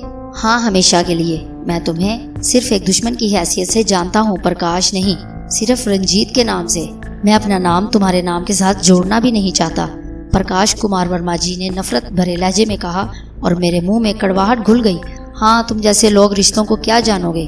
لوگ اسی طرح رشتوں کو فراموش کر دیتے ہیں۔ اور ہاں سنو، میں بھی تمہیں رشتے یاد دلانے نہیں آیا، میں تم سے یہ کہنے آیا ہوں کہ آج تک وار کرتے رہے ہو اور میں نے صرف وار روکے ہیں۔ کتنے وار کرو گے ان کی تعداد بتا دو، کیونکہ اس کے بعد میں صرف ایک بار کروں گا اور تم کسی قابل نہیں رہو گے۔ بکواس مت کرو۔ پرکاش کمار ورما جی اپنی جگہ سے اچھل کر کھڑے ہو گئے، ان کی آنکھیں غصے سے سرخ ہو گئی۔ افسوس تو یہی ہے پرکاش کمار ورما جی کہ میں آپ کو دوبارہ بٹھا نہیں سکتا۔ بہر صورت میں آپ سے یہ کہنے آیا تھا کہ آپ نے جتنے مرضی وار میرے اوپر کیے ہیں، آپ ان سب میں ناکام رہے ہیں، اور یہ ناکام وار میں بھی اسی وقت تک برداشت کروں گا جب تک کہ میری قوت برداشت ساتھ دیتی ہے۔ جس دن میری قوت برداشت جواب دے گئی، اس دن پتا جی میں بھی آپ پر ایک وار کروں گا۔ مجھے دھمکیاں دینے آئے ہو؟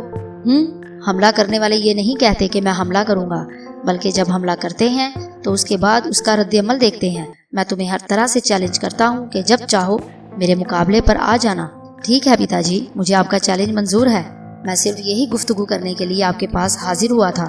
میں نے سوچا کہ کم از کم آپ سے افسوس تو کر لوں کہ آپ کی ساری کوششیں اب تک آپ کے بیٹے کے قتل کے سلسلے میں ناکام رہی ہیں۔ قتل کے سلسلے میں؟ پرکاش کمار ورما جی نے تمسخرانہ انداز میں کہا۔ تم اتنے دلیر، اتنے چالاک، اتنے طاقتور نہیں ہو رنجیت کہ اگر میں تمہیں قتل کرنا چاہتا تو تم ہمیشہ بچ نکلتے۔ میں نے صرف تمہیں وارننگ دی ہے۔ میں نے آج تک صرف یہی چاہا ہے کہ تم راہ راست پر آ جاؤ۔ میں نے تمہارے لیے دنیا کی ہر سہولت مہیا کر دی تھی، تمہیں دنیا کی ہر آسائش مہیا کی تھی، تمہیں کھلی آزادی دی تھی۔ بتاؤ کہاں تمہیں تکلیف تھی، کس جگہ تم پریشان رہتے تھے؟ میں نے تمہارے سارے اخراجات اور دوسرے معاملات طے کیے تھے، تم سکون کی زندگی گزار سکتے تھے۔ پھر تم بتاؤ تم نے میرے مقابل آنے کی جرأت اور ہمت کیسے کی؟ تم مجھ سے ٹکرائے کیوں؟ اس کی وجہ تم بتا سکتے ہو رنجیت؟ پتا جی نے تیز لہجے میں مجھے مخاطب کیا۔ بتا دوں پتا جی؟ میں نے تیکھے انداز میں کہا۔ ہاں بتاؤ، صرف ایک بات معلوم ہونے کے بعد کہ تم میری ماں کے قاتل ہو۔ وہ پرانی بات ہے، اور میں تم سے کہہ چکا ہوں کہ اس سلسلے میں میں براہ راست ملوث نہیں تھا۔ جھوٹ بولتے ہو پتا جی، اگر تم اس میں ملوث نہ ہوتے تو میرے من میں تمہاری طرف سے کرودھ نہ ہوتا۔ تم جو چاہو سمجھو، مجھے کوئی اعتراض نہیں، لیکن میں آج بھی یہی کہوں گا کہ میں نے اسے قتل نہیں کیا۔ اس کے ثبوت مل چکے ہیں پتا جی۔ تم اگر جھوٹ بول رہے ہو تو اس سے کیا فائدہ؟ تو پھر تم ان ثبوتوں کو میرے خلاف استعمال کیوں نہیں کرتے؟ اتنے ناکارہ انسان ہو کہ آج تک اپنی ماتا کے قاتل سے بدلہ نہ لے سکے؟ پتا جی نے طنزیہ انداز میں کہا۔ بدلہ؟ افسوس پتا جی، میں وہ بدلہ نہیں لے سکتا جو مجھے اپنی ماتا کے قاتل سے لینا چاہیے، کیونکہ میری ماتا کا قاتل میرا پتا ہے۔ لیکن پتا جی، میں نے تہیہ کر لیا ہے کہ بدلہ تو ضرور لوں گا۔ آج میں پہلی بار آپ سے کھل کر کہہ رہا ہوں کہ پتا جی آپ دیکھیں گے بدلہ کس طرح لیا جاتا ہے، دشمنی کیسے کی جاتی ہے۔ اور ہاں، میرا خیال ہے کہ میری اور آپ کی یہ آخری ملاقات ہے۔ میں نہ صرف آپ سے بدلہ لوں گا بلکہ ہر اس ہستی سے بھی بدلہ لوں گا جس کے بارے میں مجھے اندازہ ہوا کہ اس کا تعلق میری ماں کے قتل سے ہو سکتا ہے۔ میں نے کہا، تمہاری مراد ہنری تھامس ہے؟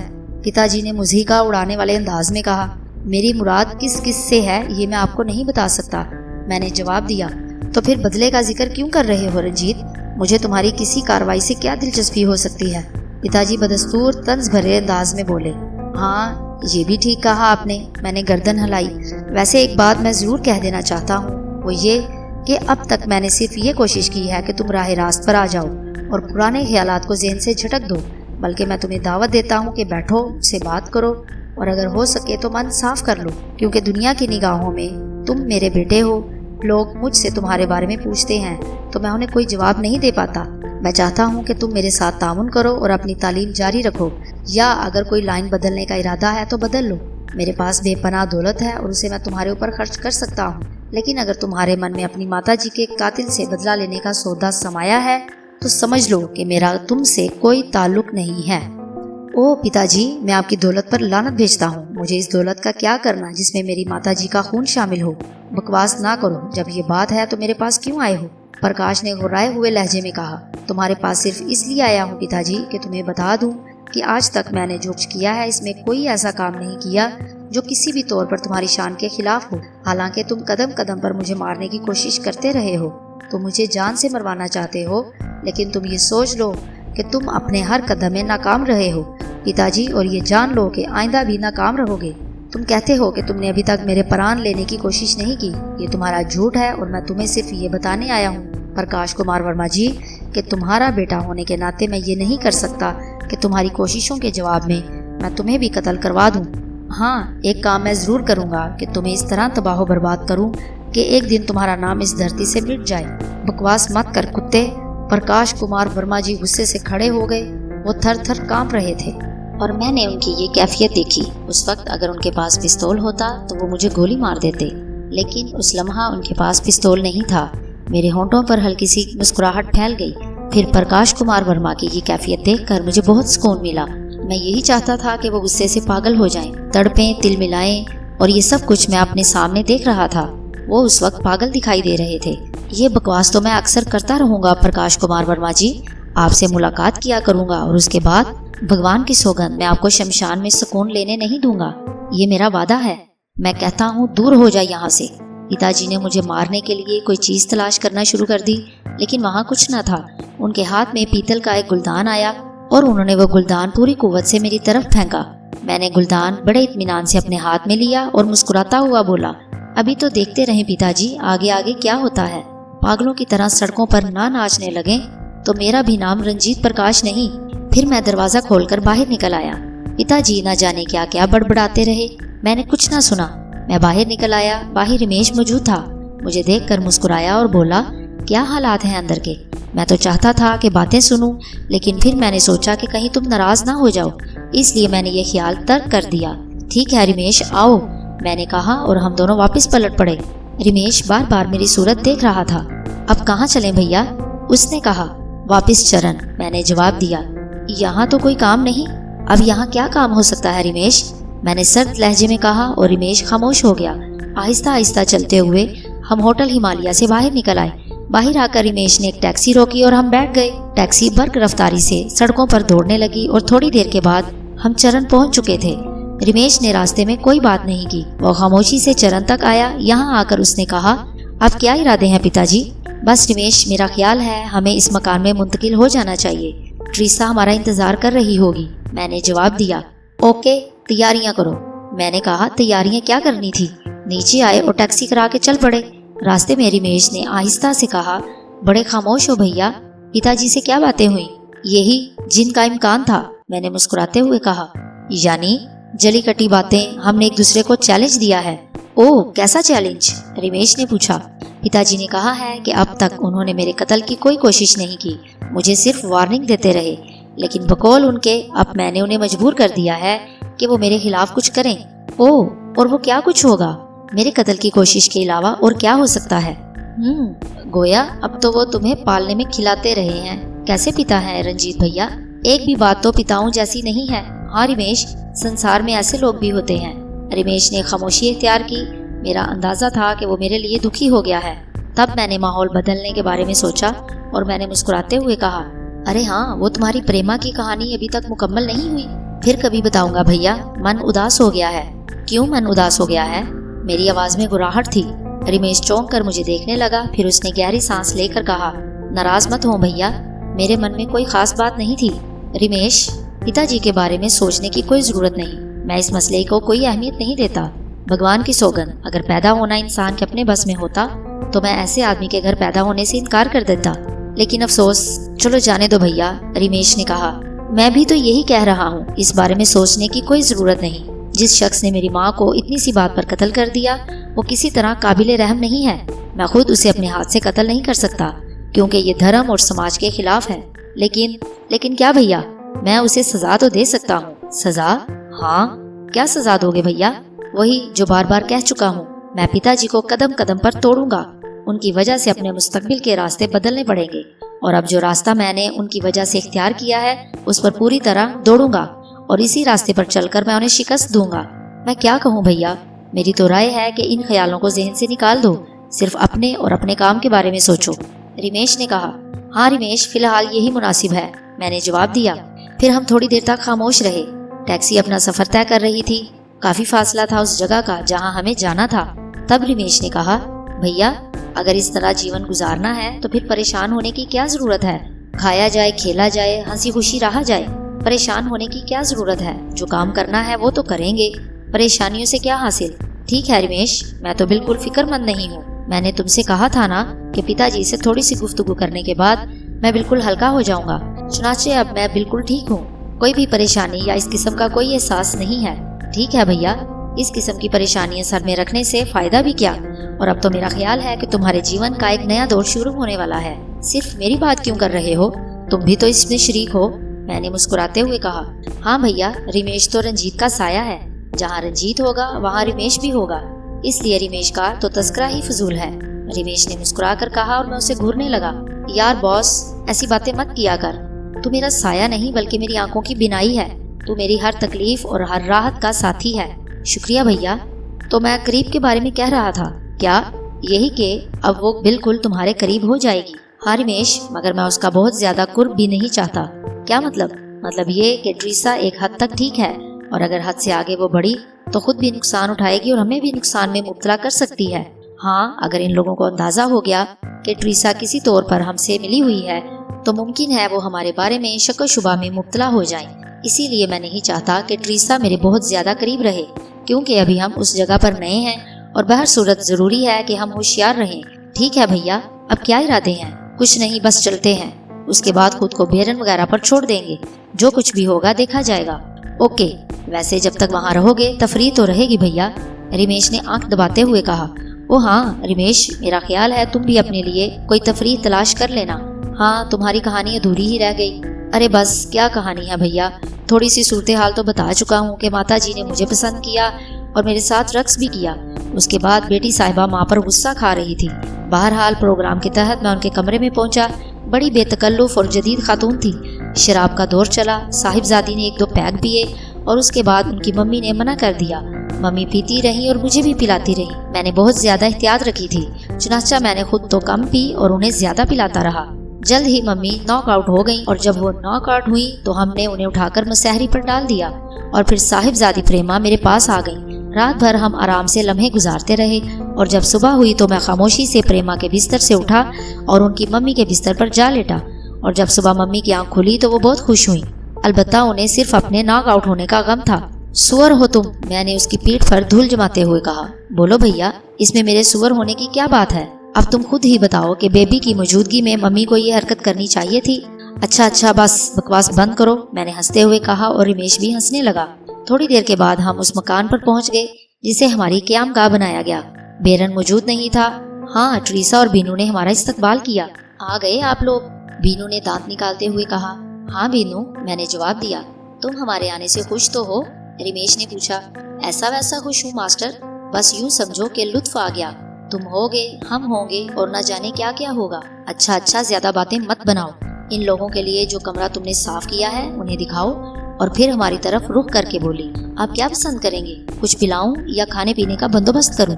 او نہیں ٹریسا، اگر پلانا چاہتی ہو تو صرف کافی پلا دو، میں نے جواب دیا، اور ٹریسا نے گردن ہلا دی۔ تب بینو نے دانت نکالتے ہوئے کہا، آئیے ماسٹر۔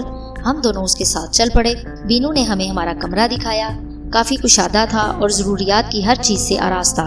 ہم نے کمرہ پسند کیا۔ تب بینو نے ہنستے ہوئے کہا، ماسٹر آپ کے آ جانے سے میں جس قدر خوش ہوں میں اس کا اظہار نہیں کر سکتا۔ ہاں بینو، مجھے اندازہ ہے، اور اب تو سب سے بڑی بات یہ ہے ماسٹر کہ ہم ہر کیس میں، ہر مرحلے میں ساتھ رہیں گے۔ واہ، کیا ہاتھ دکھاتے ہو؟ کوئی جواب نہیں۔ او بینو، ایسی کوئی بات نہیں، بارصورت تم ہمارے دوست ہو۔ ہاں یہ تو بتاؤ، یہ بیرن ہمارے بارے میں کیا خیال رکھتا ہے؟ جو کچھ بھی رکھتے ہو ماسٹر، بینو تو آپ کا غلام ہے۔ بات رہی ان لوگوں کی تو میرا خیال ہے بیرن ہر اس شخص کو پسند کرتا ہے جو طاقتور اور دلیر ہوتا ہے، خواہ وہ اس کا دشمن ہی کیوں نہ ہو۔ اس نے کئی بار اس قسم کے دلیر لوگوں کو چھوڑ دیا ہے ماسٹر، جو اسے سخت نقصان پہنچا سکتے تھے۔ واہ، پھر تو بیرن اچھا آدمی ہے۔ اس کا مطلب ہے دھن کا پکا بھی ہوگا۔ بہت پکا ماسٹر، جو کام سوچ لیتا ہے اسے انجام دینے کے لیے اپنی تمام صلاحیتیں استعمال کرتا ہے۔ ناکام بھی رہتا ہے لیکن بہرحال مضبوط آدمی ہے، کوشش سے تھکتا نہیں۔ گڈ، تب تو اس سے ہماری اچھی نبھ جائے گی، میں نے کہا۔ और कोई जरूरत हो तो मास्टर बीनू से कहो, बीनू तुम्हारा गुलाम है। बीनू पुरमोहब्बत लहजे में बोला। ठीक है बीनू, फिल वक्त कोई जरूरत नहीं। हाँ, कोई काम हुआ तो तुम्हें तकलीफ देंगे, वैसे भी यहाँ से आने की इजाजत तो है। हाँ मास्टर, तुम्हारे ऊपर कोई पाबंदी नहीं, बस तुम यूँ समझ लो कि बेरन ने तुम्हारे ऊपर मुकम्मल भरोसा कर लिया, और ये अच्छी बात है, क्योंकि अगर वो तुम्हें रोकने की कोशिश करता तो ये उसके लिए अच्छी बात ना होती। ओके ओके, मैंने गर्दन हिलाई और फिर मैंने बीनू को जाने की इजाजत दी। बीनू बाहर चला गया और चलते वक्त भी मुझसे कहा था कि अगर उसकी जरूरत महसूस हो तो मैं बेल बजाकर उसे बुला लूं। कमरे में पहुंचकर मैंने गहरी सांस ली और एक कुर्सी पर दराज हो गया। पिताजी, ये सब कुछ जो हुआ है, मेरा ख्याल है जिंदगी हमारे लिए इस रास्ते का इंतखाब कर चुकी है, और तकदीर जो रास्ता मुंतखब कर लेती है तो उसे बदलना इंसान के बस की बात नहीं होती। लेकिन जो कुछ हम कर रहे हैं वो खासा खतरनाक होगा। तुम कहीं उलझ तो नहीं रहे? अपनी कहो रिमेश, मैंने मुस्कुरा कर कहा। देखो भैया, रिमेश में कुछ कमजोरियां हैं। औरत उसकी सबसे बड़ी कमजोरी है, उसके बाद दौलत की। हाँ, तकदीर ने हमारे लिए जो रास्ता तयन किया है, हम उससे कैसे हट सकते हैं। चुनाचा मुझे सिर्फ एक बात की इजाजत देना भैया, कि तफरीह करते वक्त मेरे ऊपर कोई पाबंदी ना हो। बाकी रिमेश को किसी बात की कोई चिंता नहीं। और मैंने गर्दन हिला दी। ठीक ही कह रहा था कि कमबख्त जिंदगी में रखा ही क्या है सिवाय इसके कि हंसो बोलो और जिंदगी गुजार दो। थोड़ी देर के बाद टेरेसा आ गई। उसके पीछे एक मुलाजमा भी थी जो कॉफी के बर्तन उठाए हुए थी। उस लड़की को हमने पहली बार देखा। मामूली सी शक्लो सूरत की लड़की थी। उसने आकर कॉफी की ट्रे हमारे सामने रख दी और कॉफी बनाकर देने लगी। टेरेसा मुस्कुरा रही थी। तब मैंने उससे पूछा, क्यों मुस्कुरा रही हो टेरेसा? बस कोई खास नहीं, तुम्हारे यहाँ आ जाने से बहुत खुश हूँ, टेरेसा ने मुस्कुरा कर कहा। लेकिन मेरा दोस्त बहुत गमगीन है। रिमेश? हाँ, क्यों? बस उसका कहना है कि टेरेसा मेरी महबूबा है और वो मेरे साथ रहेगी, जबकि उसे तन्हा रहना पड़ेगा। ओह, सिर्फ यहाँ की बात है मिस्टर रिमेश। मेरा ख्याल है हम बहुत अरसे यहाँ नहीं रह सकते। हमें सिर्फ स्टीमर का इंतजार है, और अगर स्टीमर आ जाता है तो उसके बाद बहुत सी तफरीहात हो सकती हैं। स्टीमर? मैंने दिलचस्प निगाहों से टेरेसा को देखा। हाँ, स्टीमर। मैं समझा नहीं। समझने की कोशिश करो रंजीत। स्टीमर से मुराद है कि माल आ रहा है इस मुल्क की बंदरगाह पर, और जब माल लदा जाएगा और उसके बाद हमें मशरिक़े वुस्ता की तरफ चल पड़ना होगा। मशरिक़े वुस्ता? हाँ, मगर उधर क्यों? बस बहुत से ममालिक हमारे मखसूस हैं, वहाँ हम माल सप्लाई करते हैं, टेरेसा ने बताया।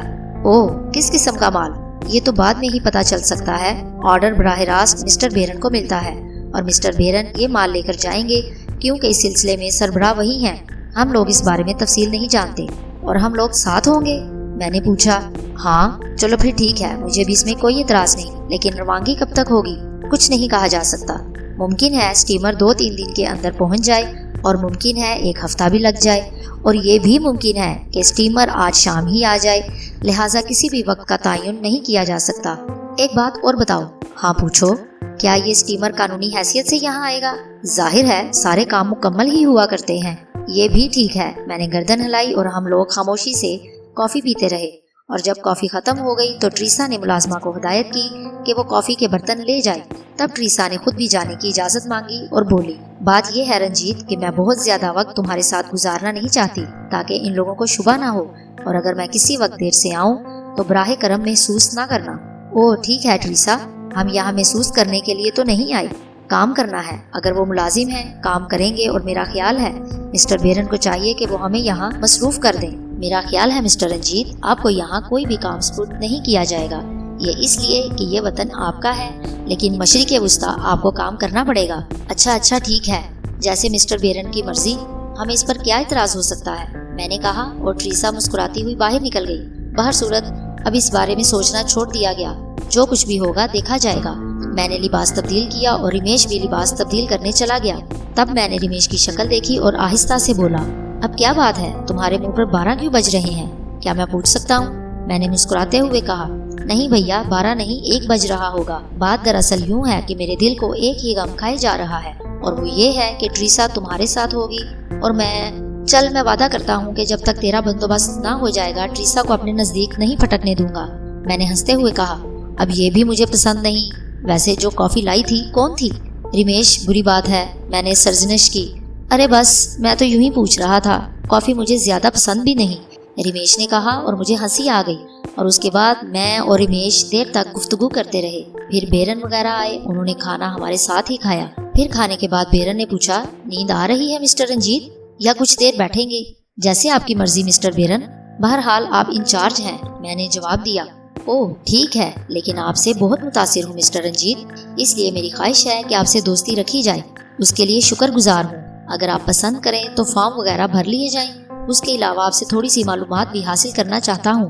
حاضر ہوں، میں نے جواب دیا، اور یہاں سے پھر ایک دوسرے بڑے کمرے میں آ گئے۔ یہ کمرہ بھی ایک ہال کی حیثیت رکھتا تھا۔ یہاں پڑی ہوئی نشستوں پر ہم سب بیٹھ گئے، فارم ہمارے سامنے لا کر رکھ دیے، اور میں نے اور رمیش نے گروہ میں شمولیت کے فارم بھر دیے۔ سب نے مبارکباد دی۔ ہاں مسٹر رنجیت پرکاش، آپ سے کچھ سوالات کرنا چاہتا ہوں۔ فرمائیے مسٹر بیرن، کیا آپ پستول چلانا جانتے ہیں؟ جی ہاں۔ نشانہ کیسا ہے؟ قابل اعتماد، میں نے جواب دیا۔ خوب، فنون حرب میں اور کچھ؟ ضرورت کے تمام کام کر لیتا ہوں، ان میں کچھ کا مظاہرہ تو دیکھ چکے ہیں۔ ڈرائیونگ آتی ہے؟ ہاں۔ قابل اعتماد، گڈ۔ یہی تمام سوال مسٹر رمیش آپ سے ہیں، تقریباً سب کے جواب یکساں سمجھ لیں۔ دوسرا سوال، کیا آپ کو کسی سے لگاؤ ہے؟ مطلب یہ کہ کوئی ایسا رشتہ دار جس سے آپ بہت محبت کرتے ہیں اور کہیں دور جا کر اس کے لیے بے چین ہو جائیں۔ ایسا رشتہ دار نہ صرف یہاں بلکہ پورے سنسار میں کوئی نہیں۔ ٹھیک، شادی تو نہیں کی آپ نے؟ نہیں۔ محبت، میرا مطلب ہے کسی لڑکی سے؟ بیرن نے پوچھا، اور میرے ہونٹوں پر مسکراہٹ پھیل گئی۔ میں نے ٹریسا کی طرف دیکھا اور وہ بھی مسکرانے لگی۔ ہاں، اور ٹریسا کا چہرہ کھل اٹھا، حالانکہ اس وقت میرے ذہن میں ٹریسا نہیں روپا تھی۔ آپ اس لڑکی سے شادی کریں گے؟ اس بارے میں کچھ کہہ نہیں سکتا۔ خیر، یہ آپ کا ذاتی مسئلہ ہے مسٹر رنجیت۔ بہرحال ہماری ضرورت پر چند گھنٹوں کے نوٹس پر آپ ہمارے ساتھ کہیں جانے کو تیار ہوں گے؟ ہاں۔ میں سوالات لکھوں؟ ایک سوال میں بھی کروں گا مسٹر بیرن۔ ضرور۔ میری زندگی پر، میرا مطلب ہے میرے ذاتی معاملات پر تو کوئی پابندی نہیں ہوگی؟ میری مراد ہے کسی شہر میں کہیں بھی اگر مجھے کوئی لڑکی پسند آ جائے تو؟ او ہاں، یہ تو ہر نوجوان کا حق ہے، بیرن نے مسکراتے ہوئے کہا، اور میں نے رمیش کو آنکھ ماری۔ رمیش نے نتنے پھلائے۔ پھر جب ہم اپنے کمرے میں واپس آ رہے تھے تو رمیش نے سینہ پھلا کر کہا، سمجھے جناب، یہ تو ہر نوجوان کا حق ہے۔ ہاں، لیکن جائز حدود میں۔ اب یہ جائز اور ناجائز کا چکر نہیں چلے گا۔ جی ہاں، ہمیں پوری آزادی ہے، اس لیے اب کمرے میں چلیے۔ اور رمیش ایک دم رک گیا۔ اتفاق تھا کہ سامنے سے ایسی لڑکی آ رہی تھی جو ٹریسا کے ساتھ کافی لے کر آئی تھی۔ رمیش نے اسے آواز دی اور لڑکی جلدی سے نزدیک گئی۔ تمہارا نام مجھے معلوم نہیں مس؟ ایلی، اس نے جواب دیا۔ او ایلی، ہاں یہی نام تو تھا اس کا، رمیش نے کہا۔ کس کا جناب؟ میری محبوبہ کا۔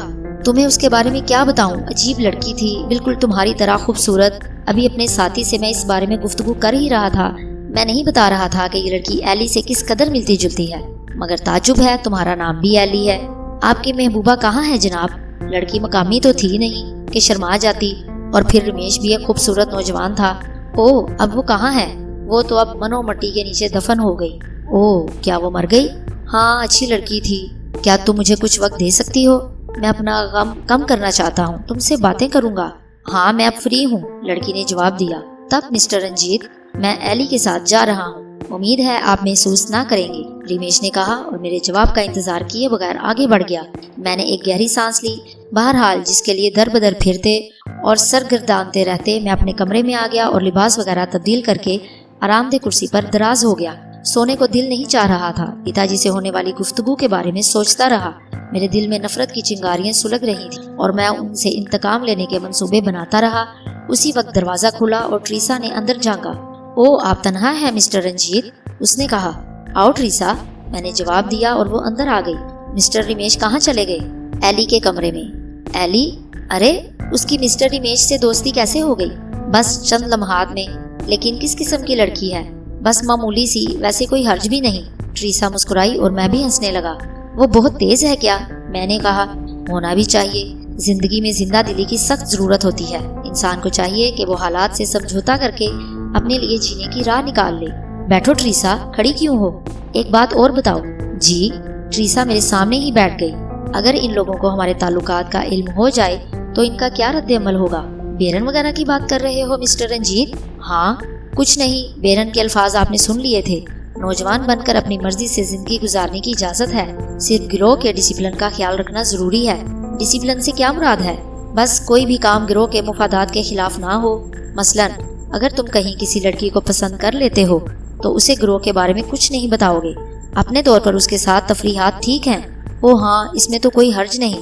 نیند تو نہیں آ رہی؟ ٹریسا نے پوچھا۔ آ رہی ہے، میں نے طویل انگڑائی لیتے ہوئے کہا۔ میں لباس تبدیل کر رہا ہوں۔ ضروری ہے کیا؟ رہنے دو، میں نے اسے بازوؤں کے حصار میں لیتے ہوئے کہا اور ٹریسا نے میرے سینے پر سر رکھ دیا۔ اس کے بعد رات کے حسین لمحات دلکش اور زندگی سے بھرپور گزرتے رہے۔ نہ جانے کب تک میں اور ٹریسا جاگتے رہے۔ ٹریسا مجھ سے بہت سی باتیں کرتی رہی۔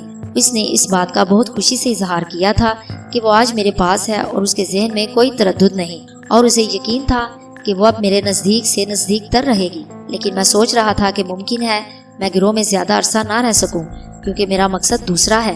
میں گروہ کے مفاد میں نہیں بلکہ اس کے مفاد کے خلاف کام کرنے کے لیے اس میں شامل ہوا ہوں، اور بہر صورت آج نہیں تو کل کچھ عرصے کے بعد انہیں پتہ چل جائے گا کہ ان کا دشمن میں ہوں۔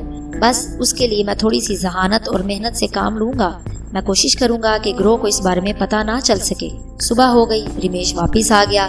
ہم سب نے مل کر ناشتہ کیا اور میں نے تنہائی ملتے ہی رمیش سے پوچھا، کیوں بھائی، کیا پوزیشن رہی؟ کیسی پوزیشن پتا جی؟ رمیش نے مسکراتے ہوئے پوچھا اور میں اسے تیز نظروں سے گھورنے لگا۔ تم بہت بدمعاش ہو۔ اس میں بدمعاشی کی کون سی بات ہے پتا جی؟ اب دیکھو نا، انسان اپنی مدد آپ کرے تو اسے بدمعاش کہنا غلط ہے۔ اچھا خیر، آج کا پروگرام کیا ہے؟ پروگرام کیا ہو سکتا ہے پتا جی؟ ویسے لڑکی بہت سیدھی سادی تھی، لیکن میں نے اس کی سادگی سے کوئی غلط فائدہ اٹھانے کی کوشش نہیں کی، اور سچ بتاؤں میں نے اس سے کوئی جھوٹا وعدہ بھی نہیں کیا۔